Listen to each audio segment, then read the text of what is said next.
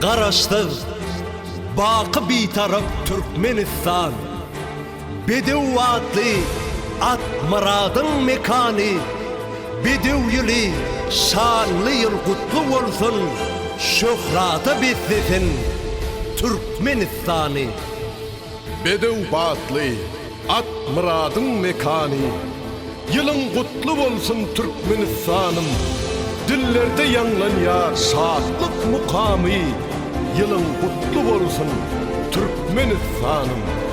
Arzularım yurdu diyen adalıp, bak getiren bedev çarpaya kalıp, yeni bağta var yar bağta yar bulup, yılın kutlu olsun Türkmenistan'ım.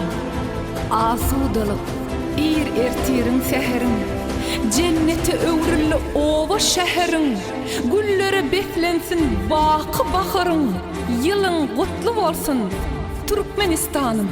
Arkadağım, başın olsun salamat, ruvaşlı işlerin duvam, at muradın, hakkın inen keramat, yılın kutlu olsun Türkmenistan'ım. At muradı yitirsin, hemme bağıt getirsin, vatanımızın şahini hatem arşa götürsün. Karışsın bakı bir taraf Türkmenistan, Bedev batlı at muradın mekanı.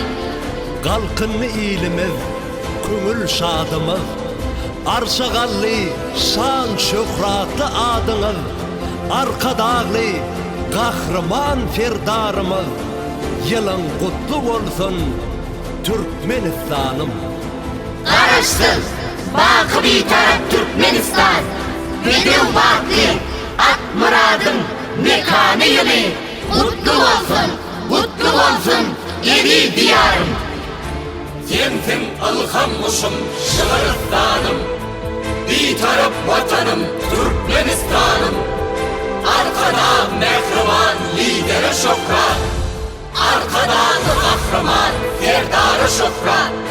Şokrat,